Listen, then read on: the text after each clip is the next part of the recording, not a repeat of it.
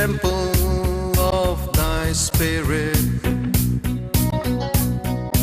Let my spirit feel the warmth of your embrace. Let me be a holy habitation where your spirit is pleased to dwell. Oh Lord, I long to know your glory. We have been studying on the topic, the salt of the covenant. మనము ఉప్పు నిబంధన గురించిన విషయాలు నేర్చుకుంటూ ఉన్నాము. And last week we saw how important it is that we should be the salt of the earth. అయితే గత వారంలో ఈ లోకమునకు మనము ఉప్పుగా ఉండడం అనేటువంటి ఎంత ముఖ్యమో నేర్చుకున్నాము. In our cities, in our communities, we should be the salt. మన యొక్క పట్టణంలోను అలాగే మనం ఉన్నటువంటి స్థలములోను మనమే ఉప్పుగా ఉండాలి. We should bring the fragrance and the light of Jesus wherever we are. అంతేకాదండి, మనం ఎక్కడ ఉంటే అక్కడ దేవుని యొక్క సువాసనను, దేవుని యొక్క మహిమను కనపరచాలి. Because there is so much of wickedness and violence all around us, we need to spread the beauty of Jesus. ఎందుకనగా మన చుట్టూ కూడా అరాచకం పెరిగిపోతూ ఉన్నప్పుడు యేసు యొక్క సౌందర్యాన్ని ఇతరులకు మనం వెల్లడి చేసేయగలిగే వారు. Spiritual darkness is increasing all over the world. లోకమంతయు కూడా ఆత్మపరమైనటువంటి అంధకారం పెరిగిపోతూ ఉన్నది. Violent times are coming. ఆ యొక్క అపాయకరమైన దినములు వస్తూ ఉన్నాయి. And already they are running. The perilous times, we are already in that. అంతేకాదండి, అపాయకరమైన కాలములలోనే మనం ఇప్పుడు ఉన్నాము. And we see every year by year the violence is increasing. అంతేకాదండి, ప్రతి సంవత్సరము కూడా ఈ యొక్క అరాచకం అనేటువంటిది పెరిగిపోతూ ఉండడాన్ని చూస్తూ. It is important that as the Church of Christ, we should be the salt of the earth. అయితే క్రీస్తు సంఘముగా ఈ లోకమునకు మనం ఉప్పుగా ఉండాలి అనేటువంటి చాలా ముఖ్యమైనటువంటి. And as salt, we keep away the corruption and the wickedness. అలాగే ఉప్పుగా ఈ యొక్క లోకంలో ప్రబలిపోతూ ఉన్నటువంటి చెడు అనేటువంటి దాని నుంచి మనం తొలగించబడాలి, అలాగే తొలగిలాగున ప్రయత్నం. And we saw that as believers, we need to fast and intercede and pray for our countries. అలాగే విశ్వాసులముగా మనం అందరమును కూడా ఉపవాసం ఉండి మన యొక్క దేశము కొరకు విజ్ఞాపన చేసే వారముగా ఉండాలని చూస్తాం. Stop cursing your leaders. నీ యొక్క నాయకులను శపించడం మానివేయి. Though they may do things which are not, you think you are wrong, don't curse them. ఒకవేళ నీవు అనుకున్నట్లుగా వారు తప్పిదాలు చేస్తూ ఉన్నప్పటికీ వారిని శపించవద్దు. Ask God to bless them. వారిని ఆశీర్వదించమని దేవుని అడుగుము. Ask God to give them wisdom వారికి కావాల్సిన జ్ఞానం ఇమ్మని దేవుని అడుగుము. to make the right decisions for the country. ఈ యొక్క దేశము కొరకైన మంచి నిర్ణయాలు తీసుకునేలా. Pray for the chief ministers. అలాగే ముఖ్యమంత్రుల కొరకు ప్రార్థన చేయి. That God would guide their steps in their decision making. వారు తీసుకునేటువంటి నిర్ణయ సమయములలో దేవుడు వారికి జ్ఞానం ఇచ్చేలాగా ప్రార్థన చేయి. Paul told Timothy, I wish that all of us should pray for our leaders. మనమందరమును కూడా నాయకుల కొరకు ప్రార్థన చేయడం మంచిదని పౌలు తిమోతితో మాట్లాడుతున్నాడు. That we may have a peaceful time. అప్పుడు మనందరికి శాంతికరమైన సమయం ఉంటుందని. This is the will of God for us. ఇది మన కొరకైన దేవుని యొక్క ప్రణాళిక. We should pray for our country, our nation, our cities, our localities. మనము మన యొక్క దేశము కొరకు, మన పట్టణముల కొరకు, మన యొక్క రాష్ట్రముల కొరకు ప్రార్థన చేయాలి. And the more we spend time fasting, prayer individually and with others, the word of God will be released into that area. మనం వ్యక్తిగతముగాను అలాగే ఇతరులతో కలిసి ఎంతగా ఈ యొక్క ప్రార్థనలో మనం గడుపుతూ ఉంటామో అంతగా ఆ యొక్క స్థలములో దేవుని యొక్క వాక్యము ప్రచురం చేయబడుతుంది. Remember, we are the salt of the earth. మనము ఈ లోకానికి ఉప్పు అన్నాము సంగతిని జ్ఞాపకం చేసుకోండి. Our prayers will hold back the darkness. మన యొక్క ప్రార్థనలు ఈ అంధకారాన్ని తొలగించి వేస్తాయి. Our fasting, intercession and prayers, people will be able to come out of darkness. ఉపవాసం ఉండి మనం చేసేటువంటి ఈ యొక్క విజ్ఞాపన ప్రార్థనలు అంధకారంలో ఉన్నటువంటి వారు వెలుగులోనికి వచ్చేలాగా చేస్తాయి. God will work through the prayers of the church of God. సంఘం యొక్క ప్రార్థనల ద్వారా దేవుడు పనిచేస్తూ ఉంటాడు. The church, when we pray and prophesy and command the things of God to take place, it will take place. సంఘముగా మనం అందరమును కలిసి ప్రార్థన చేస్తూ ప్రవచనములను పలికినట్లయితే దేవుడు ఆ యొక్క ప్రవచనములను నెరవేర్పును తీసుకున్నాడు. Jesus said, if you agree on earth, it's agreed in heaven. యేసుక్రీస్తు ప్రభువు ఏం చెబుతున్నాడుగా, ఈ భూమి మీద మీరు ఏకీవించినట్లయితే పరలోకమందు అవి ఏకీవించబడతాయి. If you bind on the earth, it's bound in heaven. ఈ లోకములో దేన్ని మీరు బంధిస్తారో పరలోకమందు అది బంధించబడుతుంది. If you loose on the earth, it will be loosed in heaven. ఈ లోకమందు మీరు దేన్ని విడిపించదారో అది పరలోకమందును విడిపించబడుతుంది. See, God has chosen దేవుడు మనల్ని ఎంచుకున్నాడు. to work through the church. ఈ సంఘము ద్వారా ఆయన పని చేయడానికి ఎంచుకున్నాడు. So we as the church should remember that we are the salt of the earth. కనుక సంఘముగా మనం అందరమును ఈ లోకమునకు ఉప్పు అన్న సంగతిని గుర్తు చేసుకోవాలి. We are called to bless and not to curse. మనం ఇతరులను ఆశీర్వదించడానికే గాని శపించడానికి పిలువబడలేదు. Be careful with what we speak. కనుక మనం మాట్లాడే మాట గురించి జాగ్రత్తగా ఉండాలి. And we come to the third thing is the salt in our speech. అలాగే ఇక మూడో విషయం ఏమిటనగా మన యొక్క మాటలు ఉప్పు కలిగి ఉండాలి. And this is a very important area. ఇది చాలా ముఖ్యమైనటువంటిదండి. Many times we speak things and we speak curses into the air. అనేక సందర్భాలలో మనము అనేక శాపాలు మాట్లాడుతూ ఉంటాము. In anger we curse people. మన యొక్క కోపములో ఇతరులను మనం శపిస్తూ ఉంటాము. We don't realize the harm that we are causing. దానిని బట్టి వారికి ఎంత అపకారం జరుగుతున్నదో మనం గ్రహించము. The Bible says బైబిల్ ఏం చెబుతుంది? in Colossians chapter 4 and verse 6. కొలస్సీ పత్రిక 4వ అధ్యాయము 6వ వచనాన్ని గనక మనం చూస్తే, Let your speech be always with grace, seasoned with salt, that you may know how to answer everyone that puts a question to you. ప్రతి మనుషునికి ఎలాగూ ప్రత్యుత్తరం ఇవ్వలనో అది మీరు తెలుసుకొనుటకై మీ సంభాషణ ఉప్పు వేస్తున్నట్టు ఎల్లప్పుడూ రుచిగలదిగాను కృపాసహితముగాను ఉండనీయుడి. Let your speech be always seasoned with salt. నీ యొక్క మాట ఎప్పుడు ఉప్పు కలిగినదిగా ఉండాలి. See, what comes out of our mouth is very important. మన నోటి నుంచి ఏదైతే బయటకు వస్తుందో అది చాలా ముఖ్యమైనటువంటిది. It can be a tool in the hand of Satan. అది అపవాది యొక్క చేతిలో ఒక సాధనముగా ఉపయోగపడవచ్చు. Jesus said one thing. యేసుక్రీస్తు ప్రభువు ఒక విషయాన్ని చెబుతున్నారు. Thou shalt not kill. You heard that it said, thou shalt not kill. ఎప్పుడైతే ఇతరులను నీవు నరహత్య చేయవద్దు అనే మాట వింటావో, But I say unto you, అని నేను మీకు చెబుతూ ఉన్నటువంటి, if you are angry with your brother without a cause, you are guilty of murder. నీ సహోదరుని మీద కోపాన్ని కలిగి ఉన్నట్లయితే అతని నరహత్య చేసినటువంటి వానితో సమానం అంటున్నారు. If you curse somebody, you're guilty of the judgment, he says. నీవు ఎవరినైనా శపించినట్లయితే నీవు తీర్పులో నిలబడతావు అంటున్నారు. You know why he said that? ఎందుకు అలా చెప్పాడు మీకు తెలుసా? When we speak evil against someone, ఎప్పుడైతే ఇతరులకు వ్యతిరేకంగా మనము శాపమును ప్రకటిస్తూ ఉంటామో, Satan can use your words as a spear, a weapon to kill that person. ఆ యొక్క మాటలను అపవాది ఆ వ్యక్తిని నశింప చేయడానికి అన్నట్లుగా సాధనముగా ఉపయోగించుకుంటాడు. I had a very interesting experience.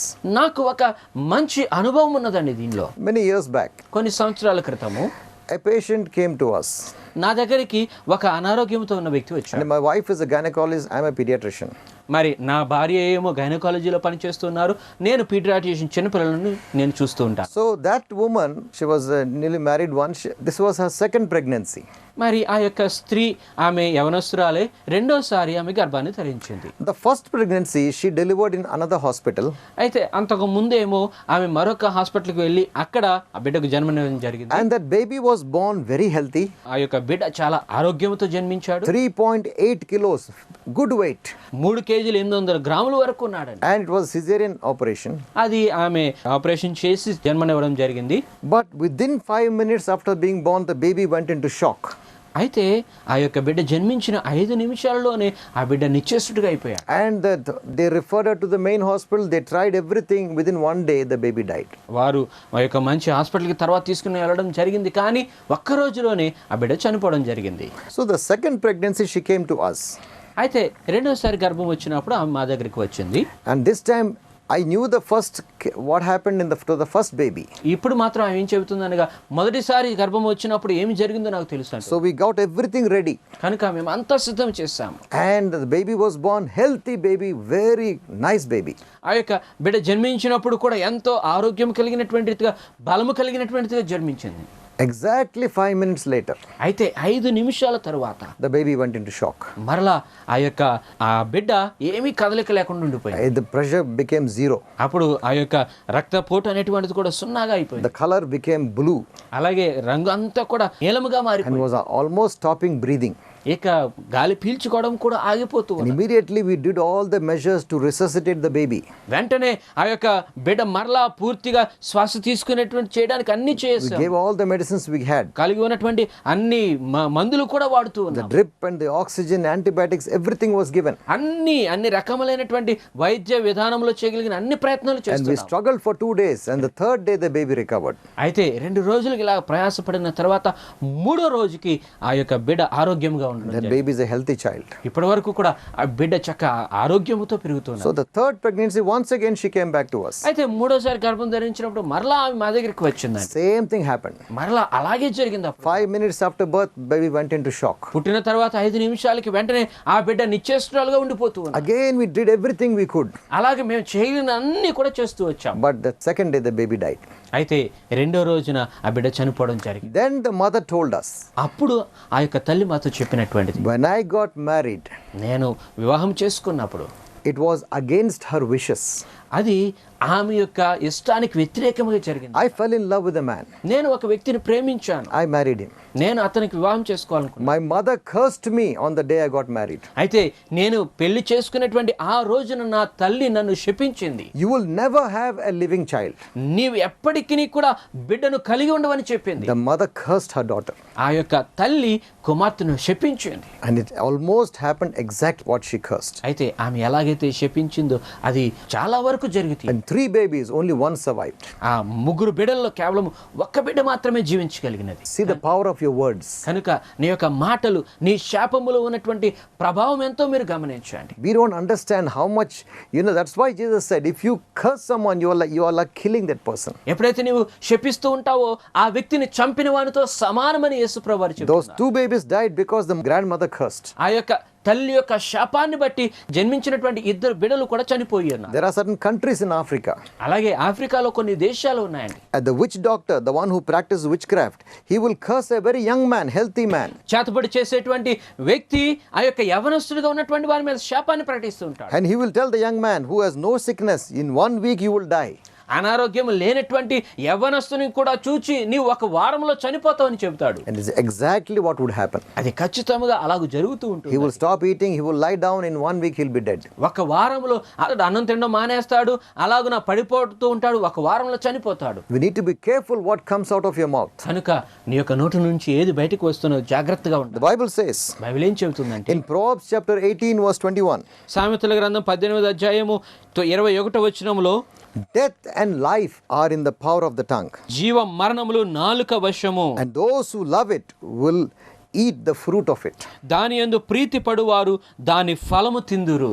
What you speak, you either bring death or you bring life. నీవు ఏదైతే పలుకుతూ ఉంటావో అది జీవాన్ని తీసుకుని వస్తుంది, లేకపోతే మరణాన్ని తీసుకుని వస్తుంది. Many times what happens is, in anger we speak things out of in anger. అనేక పర్యాయంలో మనం కోపంలో ఉన్నప్పుడు ఆ కోపాన్ని బట్టి ఎన్నో మాటలు మాట్లాడుతుంటాం. There was a time when once I had the bonnet of my car got damaged. అయితే నా జీవితంలో ఒకానొక సమయంలో నా యొక్క కారు బానెట్ అంతా కూడా నాశనం చేయబడింది. And it got dented. అనగా దాని మీద ఏదో చోట్లు పడిపోయింది. So I took it to the denter and he dented and painted fresh. అతడు ఆ యొక్క డెంటింగ్ దగ్గరికి తీసుకుని వెళ్ళినప్పుడు దాని అంతా సరి చేసి దాని మీద పెయింట్ వేసి చక్కగా చేశాడు. So I was there for few hours till the paint dried up and was freshly done, and I brought the car back to my house. అదంతా కూడా ఆరిపోయేంత వరకు కొన్ని గంటలు అక్కడే ఉన్నాను. తర్వాత మరలా నా యొక్క కారు ఇంటికి తీసుకుని వచ్చాను. And I just parked it outside my house and I went to the bathroom and came back. I had to go and buy something. నా యొక్క ఇంటి బయటే దాన్ని ఉంచి లోపలికి వెళ్ళి మరలా ఏదో కొనుక్కు తీసుకుని రావాలి కాబట్టి మరలా వెళ్దాం అనుకున్నాను. Just 5 minutes. కేవలం 5 నిమిషాలు మాత్రమే. Somebody on the road, అయితే రోడ్డు మీద వెళ్ళేటువంటి ఎవరో వచ్చారు. he took a nail.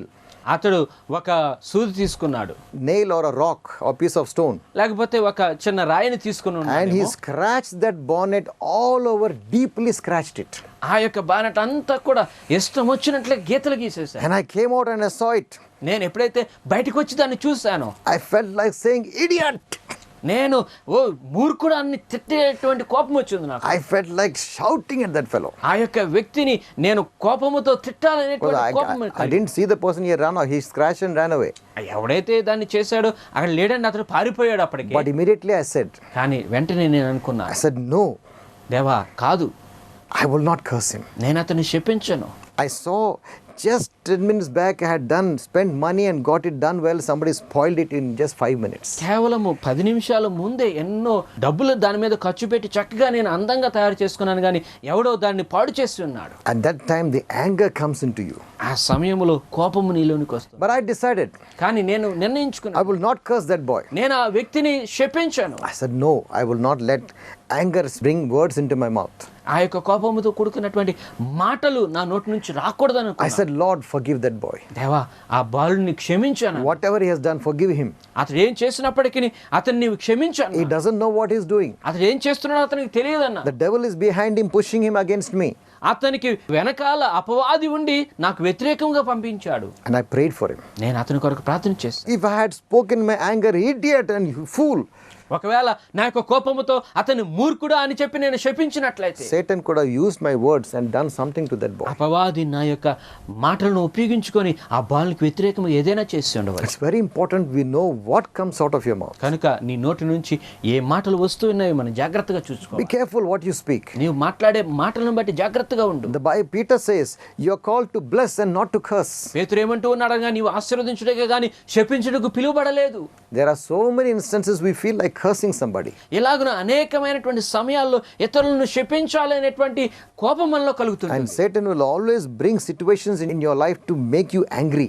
అయితే ఎప్పుడు నిన్ను కోపముగా చేయడానికి అన్నట్లుగా అపవాది ఎన్నో ప్రయత్నాలు చేస్తూ ఉంటాడు. But remember, what comes out of your mouth either can bring life or death to the person. అయితే నీవు పలికేటువంటి మాట ఒక వ్యక్తికి మరణాన్ని కానీ లేకపోతే జీవాన్ని కానీ తీసుకుని వస్తున్న విషయాన్ని గుర్తు చేసుకో. The Bible says in Ephesians chapter 4 and verse 29. ఎఫెసీ పత్రిక 4:29 బైబిల్ ఏం చెబుతుందంటే, Let no corrupt communication proceed out of your mouth, but that which is good to the use of edifying, that it may minister grace to the hearers. వినువారికి మేలు కలిగినట్లు అవసరమును బట్టి క్షేమాభివృద్ధికరమైన అనుకూల వచనమే పలుకుడు గాని దుర్భాష ఏదైనను మీ నోట రానియకుడి. Very important. చాలా ముఖ్యమైనటువంటి. Corrupt communication means angry words, foul words, cursing words. దుర్భాష అనేటువంటిది ఏమిటి అనగా కోపముతో కూడుకున్నటువంటి ద్వేషముతో కూడుకున్నటువంటి శాపనార్థములండి. How many people lose control of their tongue when they are angry? కోపముతో ఉన్నప్పుడు ఎంతో మంది తమ యొక్క నాలుక మీద తమ యొక్క శక్తిని కోల్పోతారు. And we speak words which will bring curses upon people. మీ యొక్క కోపములో అనేకమైన శాప మాటలను వాళ్ళు పలుకుతూ ఉంటారు. Just like that mother cursed her own daughter and the daughter lost 2 children because of that curse. ఆ యొక్క తల్లి శాపమును బట్టి ఆ కుమార్తె తనకు జన్మించినటువంటి బిడ్డల్లో ఇద్దరును కోల్పోవడం జరిగింది. We should learn that our tongues have the power to bring life to people or even to bring death to people. మన నాలుకకు ఒకరికి జీవాన్ని తీసుకుని రాగలిగిన లేకపోతే ఒకరికి మరణాన్ని తీసుకుని రాగలిగినటువంటి శక్తి ఉన్నదన్న విషయాన్ని మనం తెలుసుకోవాలి. We should learn to use our tongue correctly. కనుక మన యొక్క నాలుకను జాగ్రత్తగా వాడుకోవడం ఎలాగో నేర్చుకోవాలి. The words which come out of your mouth should edify people. మన నోటి నుండి వచ్చేటువంటి మాటలు ఇతరులకు ప్రయోజనకరంగా ఉండాలి. The words which come out of your mouth should bless people. నీ నోటి నుండి వచ్చేటువంటి మాటలు ఇతరులను ఆశీర్వదించే రీతిగా ఉండాలి. Don't give Satan weapons in his hand to destroy people. కనుక ఇతరులకు అపకారము చేయగలిగేటువంటి సాధనముగా నీ మాటలు ఉండడానికి అన్నట్లుగా మరి నువ్వు ముందుకు రాకుము. Remember, ఒక విషయాన్ని గుర్తుంచుకో.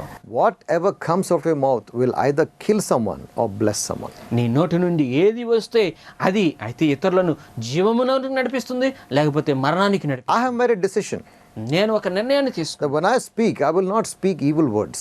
నేను ఏ మాటలు పలికినప్పటికీ ఆ మాటలు చెడుగా ఉండకూడదు. I will not speak something against someone and curse somebody. ఒకరికి వ్యతిరేకంగా లేకపోతే ఒకరికి శపించేటువంటిదిగా నేను మాట్లాడను అనుకున్నా. So many times, even as parents, అనేక సందర్భాల్లో తల్లిదండ్రులుగా ఉండేటువంటి if one of your children is not studying well ఒకవేళ నీ బిడ్డలో ఎవరైనా ఒకరు మంచిగా and చదవలేకపోతున్నారు, one is studying very well, ఒకరేమో మంచిగా చదువుతున్నప్పుడు we curse the one is, oh, you will never be good in your life. మనము ఆ యొక్క చదవలేకపోతున్నటువంటి వారిని నీవు ఎప్పటికీ మంచివాడుగా ఉండలేవని శపిస్తూ ఉంటావు. You are a lazy person. నీవు ఇదిగో చాలా మరి బలహీనంగా ఉన్నావు. You will not come up in life. నీ జీవితంలో నీవు ముందుకు కొనసాగలేవని చెబుతుంటావు. Be very careful. కనుక మనం జాగ్రత్తగా ఉండాలి. What we speak మనం ఏది మాట్లాడతామో will take place in their life. వారి జీవితంలో అది నెరవేర్పు. And if you say that you will never come up in life, they will not come up in life. నీవు జీవితంలో బాగుపడవని నీవు చెబుతున్నట్లయితే వారి జీవితంలో ఎన్నటికీ నీ బాగుపడుతూ ఉంటావు. Your words will be like heavy weights around their neck. మరి నీ యొక్క మాటలు అనేటువంటివి వారి యొక్క మెడకు బలమైన తిరిగటి రాళ్ళు వలె ఉంటాయి. It will drag them down. వారిని క్రిందకు లాగివేస్తూ ఉంటాయి. It's very important. ఇది చాలా ముఖ్యమైన. As parents, we need to speak blessings on our children. మన తల్లిదండ్రులముగా బిడ్డల మీద ఆశీర్వాదాలనే పలుకుతూ ఉంటారు. Not all of them are same. Everyone is different. అందరూ కూడా ఒకే రీతిగా ఉండరు, ఎవరికి వారిగా ఉంటారు. Some are very studious, some are very hard working.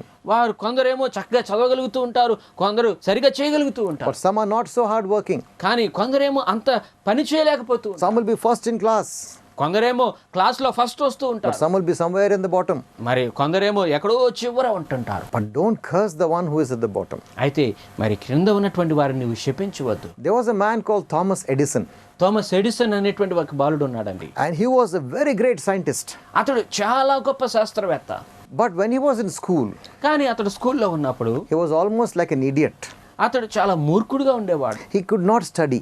అతడు చదవలేకపోతూ ఉండేవాడు. And the teacher said he is the dullest person in the class. ఆ యొక్క క్లాసులో ఉన్న వారందరికన్నా అతి చాలా తక్కువ మార్కులు సంపాదించుకునేవాడు ఇతడే అన్నాడు. One day the teacher sent a letter folded and put in envelope and closed it and said, give it to your mother. ఒక రోజున ఆ యొక్క టీచర్ ఏం చేసిందనగా ఆ యొక్క ఎన్వలప్ ఒక దానిలో ఆ విషయాలు రాసి దాన్ని అతని చేతికి ఇచ్చి మీ తల్లికి ఇమ్మని చెప్పింది. And he took it home. అతడు ఇంటికి తీసుకుని వెళ్ళాడు. And his mother opened the letter ఎప్పుడైతే తల్లి ఆ యొక్క ఉత్తరాన్ని తెరిచి వచ్చింది, and she read the letter. ఆ యొక్క ఉత్తరాన్ని చదివినప్పుడు And he said, Mummy, what did the teacher say? అతడు వెంటనే అమ్మ తల్లి ఆ యొక్క టీచర్ ఏం చెప్పింది అని అడిగాడు. She said she was reading the letter. ఆమె ఆ ఉత్తరాన్ని చదువుతూ ఉన్నది. Your son is so brilliant. నీ యొక్క కుమారుడు చాలా మంచివాడు. His intelligence is too much for his class. అతని యొక్క జ్ఞానము మా యొక్క స్కూల్కి సరిపోగలిగేటువంటి రీతిగా లేదు అన్నది. And with this, we are not able to give him the sufficient input for his intelligence. అతనికి ఉన్న జ్ఞానానికి సరిపోయినటువంటి రీతిగా మేము చెప్పలేకపోతున్నాం అంటూ. We want you to teach him at home because he is so intelligent. అతడు అంత జ్ఞానం కలవాడు కాబట్టి ఇంటి దగ్గరే అతనికి నీవు నేర్పించు అన్నది. So she read like that అలాగే ఆమె చదివిందా with tears in her eyes. తన యొక్క కళ్ళ నిండా నీళ్లతో ఆమె చదివింది. And she said, son, she told her son, ఆమె తన కుమారునితో చెబుతూ ఉన్నది, you are a very intelligent boy. God has blessed you. నీవు చాలా జ్ఞానం కలిగిన వాడు, దేవుడు నిన్ను ఆశీర్వదించాడు అన్నది. From now on, I'll teach you at home. ఇప్పటి నుంచి నేను ఇంటి దగ్గర నీకు నేర్పిస్తాను. And you will become a great man. నీవు గొప్పవాడు అవుతావని చెబుతూ వచ్చింది. God has blessed you with good intelligence. నీకు మంచి జ్ఞానాన్ని దేవుడు ఇచ్చాడు. And she used to pray for her son and teach her son at home. తన యొక్క కుమారుని కొరకు ఆమె ప్రార్థన చేస్తూ ఇంటి దగ్గరే అతనికి చదువు నేర్పించింది. And Thomas Edison became a very great scientist. ఆ తర్వాత థామస్ ఎడిసన్ అనేటువంటి ఆయన చాలా గొప్ప శాస్త్రవేత్త. He invented the light bulb. అతడే ఈ యొక్క బల్బ్ అనేటువంటి దాన్ని తయారు చేయడం జరిగింది. The phonograph where you could hear you speak and it will be recording. అలాగే ఫోనోగ్రాఫ్ అనేటువంటిది మనం మాట్లాడినటువంటి దాన్ని రికార్డ్ చేయగలిగిన యంత్రాన్ని And కనుగొనగలిగాడు. many inventions he did. ఎలాగన అనేకమైనటువంటి నూతన వస్తువులను అతడు One of సృష్టించగలిగాడు. the greatest scientists. అతడు ఉన్న శాస్త్రవేత్తల్లో చాలా ముఖ్యమైనటువంటి One day after his mother had died many years later, ఆ అనేక సంవత్సరాల తర్వాత తన యొక్క తల్లి చనిపోయిన తర్వాత while cleaning the house, ఆ యొక్క ఇంటిని అతడు శుభ్రం చేస్తూ he found that envelope with the letter from his school. తన యొక్క చిన్నతనంలో స్కూల్ దగ్గర నుంచి వచ్చినటువంటి ఆ యొక్క ఉత్తరాన్ని తిరిగి అతడు దొరికింది. And he opened the letter and read it. ఎప్పుడైతే ఆ ఉత్తరాన్ని అతడు తెరిచి చదువుతూ ఉన్నాడో The teacher had written, ఆ యొక్క టీచర్ ఏం రాసింది, your son is useless. నీ యొక్క కుమారుడు చాలా ఉపయోగం లేనటువంటి వాడు, His IQ is less than an idiot. అతని యొక్క జ్ఞానం అనేటువంటిది ఎవరిలోనూ అంత తక్కువ జ్ఞానం ఉండదన్న. He cannot cope with the studies. కనుక అతడు మా యొక్క స్కూల్లో చదవగలిగినటువంటి జ్ఞానం లేదా, Please take him home. అతని ఇంటికి తీసుకుని వెళ్ళిపోను, Don't waste his time here. అతని యొక్క సమయాన్ని ఇక్కడ వ్యర్థం చేయకన్నది. And when Thomas Edison read that, ఎప్పుడైతే థామస్ ఎడిసన్ ఆ యొక్క ఉత్తరాన్ని చదివాడో tears came into his eyes. అతని యొక్క కళ్ళ నిండా నీళ్లు తిరిగాయి. He said, my mother saw this, ఎప్పుడైతే నా తల్లి ఆ ఉత్తరాన్ని చూచిందో, but she never spoke against me. కానీ నాకు వ్యతిరేకంగా ఆమె ఎప్పుడు కూడా మాట్లాడి, She only blessed me. ఆమె నన్ను కేవలం ఆశీర్వదించింది, She prayed for me. నా కొరకు ప్రార్థన చేసింది. And see what I have become. కనుక ఇప్పుడు నేను గొప్పవాడినయ్యాను. And all the teachers had no hope for him. అతని మీద ఏ టీచర్ కూడా అంత నిరీక్షణ లేదు. But the words of encouragement from his mother, కానీ తన యొక్క తల్లి దగ్గర నుంచి అతనికి వచ్చినటువంటి ఆ యొక్క ప్రోత్సాహకరమైనటువంటి మాటలు blessed his life. అతని జీవితాన్ని ఆశీర్వాదం. She spoke words of life into him. అతని యొక్క జీవితంలోనికి ఆమె జీవకరమైన మాటలు పలికింది. And he became a great scientist. అప్పుడు అతడు ఒక గొప్ప శాస్త్రవేత్తగా మారాడు. Remember, ఒక విషయాన్ని గుర్తు చేసుకోండి, death and life is in the power of the tongue. నీ యొక్క నాలుకల్లోనే జీవ మరణములు ఉంచబడి ఉన్నాయి. You either can shape the life of a person or destroy the life of a person. ఒక వ్యక్తి యొక్క జీవితాన్ని నీవు మంచిగా మార్చగలుగుతావు, లేకపోతే దాన్ని నాశనం చేయగలుగుతావు. Be careful what comes out of your mouth. కనుక నీ నోటి నుంచి ఏమి వస్తున్నదో చాలా జాగ్రత్త. Take a decision. ఒక నిర్ణయాన్ని తీసుకో. I will not allow corrupt communication to come out of my mouth. నా యొక్క నోటిలో నుంచి చెడ్డ మాటలు పలుకకుండా నేను చూచుకుంటాను నిర్ణయం తీసుకో. I will bless people and not curse them. నేను ప్రజలను ఆశీర్వదిస్తానే గాని వారిని శపించననుకో. God will help you. అప్పుడు దేవుడు నీకు సాయం చేస్తాడు. I'll ask you the same question I ask every time. ఇదే ప్రశ్న నేను మరలా అడుగుతూ ఉంటానండి. Do you have hope that you are going to heaven? నీవు పరలోకానికి వెళ్తాను అనే నిరీక్షణ ఉన్నదా? Do you know God as your Father? మరి దేవుణ్ణి నీ తండ్రిగా నీవు అంగీకరించావా? When you die, will you be in heaven or will you go to hell? నీవు చనిపోయినప్పుడు నరకానికి వెళతావా లేకపోతే పరలోకానికి వెళతావా? There are only two places. రెండే స్థలాలు ఉన్నాయండి. Either you go to heaven or you go to hell. అయితే నీవు పరలోకానికి వెళ్ళాలి లేకపోతే నరకానికి And if you go to hell, you will never come out of it. నరకానికి వెళ్ళినట్లయితే దాని నుంచి తిరిగి ఎప్పటికీ నీవు రాలేవు. Only you have one life to decide. నీవు నిర్ణయించుకోగలిగినటువంటి ఒక్క జీవితమే ఉన్నది. Make a right decision. కనుక ఆ మంచి నిర్ణయాన్ని తీసుకో. Make sure that your name is written in the book of life. ఆ యొక్క జీవ గ్రంథములో నీ పేరు రాయబడాలనుకో. God has a book దేవుని యొక్క చేతిలో ఒక పుస్తకం ఉంది. called the book of life. ఆ యొక్క పుస్తకం పేరే జీవ గ్రంథం. Whosoever names are written in that book will go to heaven and be in heaven with him forever. ఆ జీవ గ్రంథమందు ఎవరి పేర్లైతే వ్రాయబడతాయో వారు మాత్రమే పరలోకానికి వెళతారు, దేవునితో నిత్యం ఉంటారు. But those whose names are not in the book of life, they will go to hell. కానీ జీవ గ్రంథమందు ఎవరి పేర్లు రాయబడవో వారు నరకానికి వెళ్తారు. There's only one way to get your name in that book. ఆ యొక్క జీవ గ్రంథములో నీ పేరు రాయబడాలంటే ఒకే ఒక మార్గం ఉన్నది. Believe that Jesus Christ died on the cross for you and shed his blood for you. యేసుక్రీస్తు ప్రభువారు సిలువలో నీ కొరకు రక్తాన్ని చిందించి మరణించాడని నమ్ముము. Ask him to come into your life. నీ జీవితంలోనికి రమ్మని ఆహ్వానించు. Confess your sins to him. ఆయన సముఖములో నీ పాపములు ఒప్పుకో. Commit your life to him. నీ జీవితాన్ని ఆయనకు సమర్పణ చేసుకో. Do that today ఈ రోజే ఆ పని చేయము. and you will find salvation. అప్పుడు నీవు రక్షణ పొందుకుంటావు. I will pray for your sickness. నీ యొక్క అనారోగ్యం కొరకు నేను ప్రార్థన చేస్తాను. Father Lord, I pray for those who are sick. దేవా, అనారోగ్యంతో ఉన్న వారందరి కొరకు ప్రార్థన చేస్తున్నాను. I release your favor and healing into their lives. నీ యొక్క కరుణను, నీ స్వస్థతను వారి జీవితంలోనికి నేను ప్రకటిస్తున్నాను. I rebuke every spirit of infirmity. బలహీనపరిచే ప్రతి ఆత్మను విడిచి పొమ్మని I ఆజ్ఞాపిస్తున్నాను. command healing into that body. వారి శరీరంలోనికి స్వస్థతను నేను ప్రకటిస్తూ ఉన్నాను. Be healed in Jesus' name. యేసు నామమున మీరు స్వస్థపడండి. In Jesus' name I pray. యేసు నామమున ప్రార్థిస్తూ ఉన్నాను. Amen. Amen. Get a Bible. Bible ఒకటి తెచ్చుకోండి. Study the word of God and in prayer and worship 2 hours a day. ప్రతిరోజు కూడా 2 గంటలు దేవుని యొక్క సన్నిధానంలో ప్రార్థన చేయడానికి, దేవుని యొక్క వాక్యాన్ని చదవడానికి, ఆరాధన చేయడానికి అన్నట్టు And కేటాయించండి. when you study the word, obey the word. దేవుని యొక్క వాక్యాన్ని చదువుతున్నప్పుడు వాక్యానికి విధేయత చూపించండి. Find a good church. ఒక మంచి సంఘాన్ని చూసుకొని దానిలో సభ్యులుగా చేరండి. Fellowship with other believers. ఇతర విశ్వాసులతో మీరు సహవాసాన్ని కలిగి ఉండండి. And you will learn the things of God. దేవుని యొక్క విషయాల్ని అప్పుడు మీరు నేర్చుకోగలుగుతారు. God bless you. దేవుడు మిమ్మల్ని దీవించును గాక. I'll see you next week. వచ్చే వారం తిరిగి కలుసుకుందాం.